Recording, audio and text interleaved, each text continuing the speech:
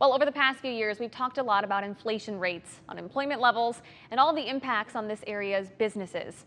Well, now the Quad City Chamber of Commerce has released its quarterly report, and in it were some pretty interesting differences between life and business on either side of the river. So here to help make a sense of all of this is the Chamber's Director of Business Intelligence and author of the report, Bill Polley. Thank you for being here today. Yeah, thanks for having me on. Okay, so inflation has been a huge buzzword over the last few years, top of mind for a lot of people at home watching, but also top of mind for this report as well. And I thought it was really interesting to compare the Quad City area's inflation to national numbers. Can you break that down for us? Yeah, the national inflation rate, according to the Consumer Price Index, was about 3.7% over the year that just ended in August, so from August of 22 to August of 23.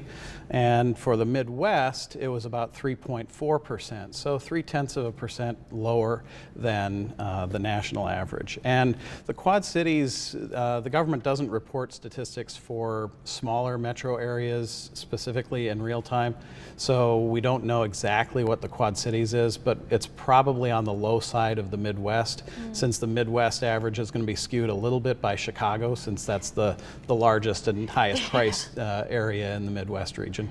Yeah, no kidding. Well, while inflation might have been slightly down, unemployment was slightly up. Can you break that down?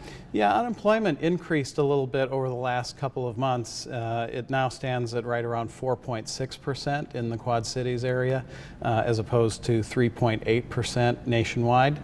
And there are a number of reasons for that. And here in the Quad Cities are a heavily manufacturing-oriented area, and within the last couple of months there has been a little bit of a slowdown in manufacturing nationwide, so that could be part of the reason for that. And we have a graphic that shows just how the Quad Cities has performed relative to the United States since the COVID recession. Our unemployment rose to about the same as the national average, about 15% during COVID, and then it's been coming down ever since.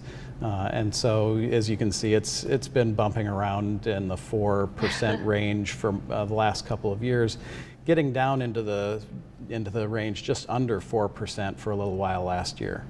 I think a visual like that is really helpful, especially when we're talking about something that, I for one am not super well versed in. I know a lot of people at home may not know exactly what we're talking about when we get into these percentages and numbers. But one of the highlights that I wanted to talk about from this report was a positive. There was 2 big projects that came out of this past quarter for our area. Can you talk about those? Yeah, there was the Atlas Roofing project in Clinton.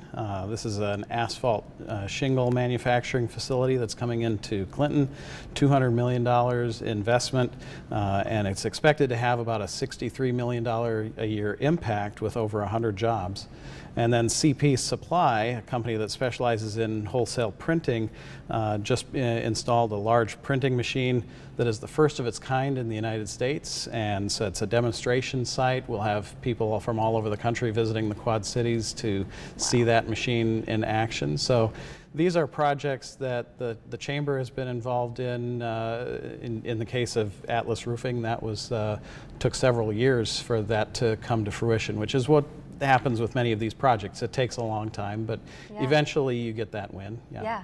No, and I really wanted to highlight that as well, because we talk about inflation and unemployment, and we can feel like we're getting bogged down, but there are a lot of positives in this report. Yes, there are a lot of positives, and in fact, one of the features of the report, we show that the Quad Cities area, Iowa and Illinois, both doing a little bit better than the national average right now in terms of economic activity, and so that's good for the area. Really quickly before we wrap up, I did want to also touch on, there's a slight discrepancy or difference in wage growth between Scott County and Rock Island County. Can you talk about that? Yeah, so in the last year, ending with the first quarter of 2023, so from first quarter 22 to first quarter 23, Scott County wages increased by about 10%, which is actually in the top 10% of the largest counties in the country. So Wow. pretty good wage growth there. It's actually, the Scott County's wages are now drawing about even with Rock Island County. Rock Island County wages are the highest in the region, and because they have the Rock Island Arsenal, which has a lot of high-paying jobs there, corporate headquarter jobs, and so they kind of lead the counties in the area. But now Rock Island and Scott County are about even. Well, Bill, thank you for being here, and thank you for helping us kind of make sense of a report like this. You're welcome.